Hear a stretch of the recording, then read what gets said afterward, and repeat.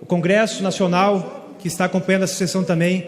Nosso partido, o PSL, é um partido liberal, um partido que sente o peso da responsabilidade, talvez a maior crise econômica que tivemos na República Brasileira, ocasionada pela pandemia do coronavírus. E, ao mesmo tempo, presidente, é uma votação muito difícil para a minha bancada, porque temos diversos deputados que são oriundos da segurança pública, agentes socioeducativos, policiais rodoviários federais, delegados de Polícia Federal, agentes de Polícia Federal, policiais militares, policiais civis, ou seja, a nossa bancada aqui na casa, e isso todo profissional de segurança pública do Brasil inteiro sabe, que quando tem um pleito aqui dentro para aprimorar a legislação, para brigar pela polícia, brigar pelos agentes penitenciários, muito dificilmente eles não vão acabar caindo junto com o deputado do PSL para atender os seus pleitos aqui dentro. Ao mesmo tempo, presidente, nós temos um cenário econômico absurdo hoje no nosso país. Um cenário que poucos falam, muitos falam aqui no plenário, como se estivessem incendiando as plateias, mas poucos falam a realidade. A nossa realidade, senhores e senhoras, é de um país com 8,9 milhões de desempregados a mais do que já tínhamos no pré-coronavírus, que já era um número absurdo frente ao mundo inteiro. 9 milhões de trabalhadores que tiveram seus salários reduzidos durante a pandemia. 700 mil empresas quebradas pelo país. E a análise que eu faço, senhora presidente, é que nós temos algumas classes de pessoas, e eu separo isso muito bem na minha cabeça, hoje no nosso país. Temos uma classe de pessoas que tem estabilidade, que são servidores públicos, isso incluídos todos nós aqui, deputados, juízes, seja o funcionário público do mais baixo escalão ao mais alto escalão da nossa República, em estados, União e municípios. Esses estão conseguindo superar a crise porque o salário está caindo na conta. Salvo rara exceção em algum município ou estado mais quebrado, mas está caindo em dia na conta. Temos uma classe, senhora presidente, de empresários que não viram essa crise acontecer, alguns até lucraram mais.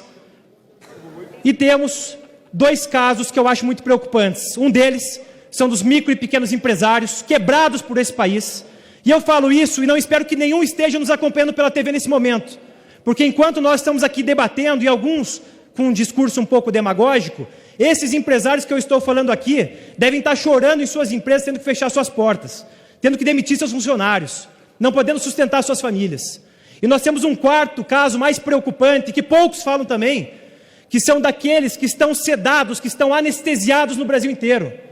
Os R$600 do Corona Voucher são importantes, mas estão anestesiando uma grande parcela da população, que não caiu a ficha ainda, que daqui a alguns meses isso vai acabar. Talvez diminua, mas vai acabar. E o que vai acontecer depois que passar a pandemia e que nós tivermos toda essa bomba fiscal e econômica nas nossas mãos? Então eu peço realmente a todos os parlamentares, eu digo aqui que eu respeito o voto de cada um. Eu sei que cada um tem sua origem, tem sua posição ideológica, tem sua corrente doutrinária, respeito quem votará contra esse veto. Mas eu, com muito pesar, digo, porque sou filho de um profissional da segurança pública, porque me elegi com os votos de centenas de profissionais de segurança pública do estado do Paraná, que eu vou acompanhar o governo nessa votação, vou votar sim ao veto, por uma questão de responsabilidade fiscal. Nós também queremos fazer o contraponto aqui, como o nosso deputado subtenente Gonzaga falou muito bem, nenhum profissional de segurança está aqui pedindo aumento de salário, todo mundo sabe o momento que o país passa. Sabemos também que o cálculo de 120 e poucos bilhões do governo é um cálculo que foi bastante exagerado. O cálculo do rombo fiscal existe, mas não é tão grande. Então nós temos que colocar os pingos nos is, mas ao mesmo tempo a gente não pode se furtar o debate. Eu sempre digo que no Brasil a gente fica debatendo quem que causou tanta crise econômica, tanta ineficiência, um país altamente burocratizante, atrasado, legislação em todos os setores tendo que ser aprimorada e não avança. Uns colocam a culpa no presidente Bolsonaro, outros colocam a culpa no ex-presidente Temer, outros no Lula, outros na ex-presidente Dilma.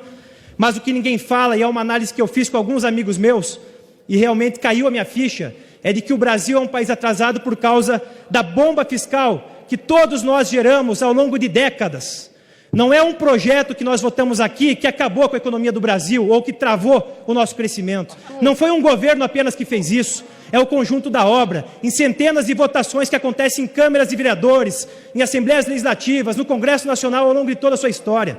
Então nós temos que começar a ter responsabilidade, e eu não peço aqui para ninguém concordar comigo, que eu sei até que na outra tribuna ali, alguns colegas da oposição que estão no seu direito vão contrapor esse meu discurso.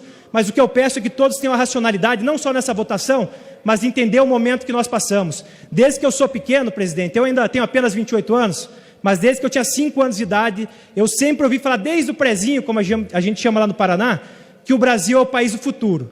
Já passou 23 anos que eu escuto isso e esse futuro não chegou. Eu quero ver um país do presente, um país que a gente consiga ter uma economia liberal, ter livre iniciativa, ter o empreendedor sendo respeitado e que o Estado não atrapalhe as pessoas e que o Estado entenda a necessidade do Brasil crescer. Um país tão rico e que ainda não se destravou. E para finalizar apenas, falar também que a minha maior preocupação hoje não é a demagogia de um lado que nós vemos às vezes, não é a demagogia quando é do outro lado, mas é quando a demagogia é coletiva. Eu lembro muito bem quando chegou aqui a questão do Corona Voucher. O Corona Voucher chegou com R$200, foi para 300, foi para 400, foi para 500, foi para 600.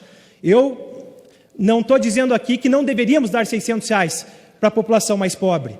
Mas se vocês analisarem o debate que a gente produziu aqui na casa, foi um debate que cada um ia tentando aumentar para dizer e capitalizar em cima que deu o Corona Voucher. O Corona Voucher é do Bolsonaro, o Corona Voucher é da oposição. O Corona Voucher, meus amigos, é do pagador de tributo desse Brasil. O Corona Voucher é da população que não paga tributo porque não tem renda, mas que devia ter serviço público sendo prestado a elas em assistência social, saúde pública, educação, segurança pública. Então, apenas eu digo, senhora presidente, que eu vou orientar sim pelo meu partido, um partido liberal, um partido que respeita a segurança pública e todo mundo da segurança pública sabe que pode contar com o PSL. Mas nós entendemos o momento que o Brasil passa, queremos um país novo e nós estamos aqui para somar nesse sentido. Muito obrigado.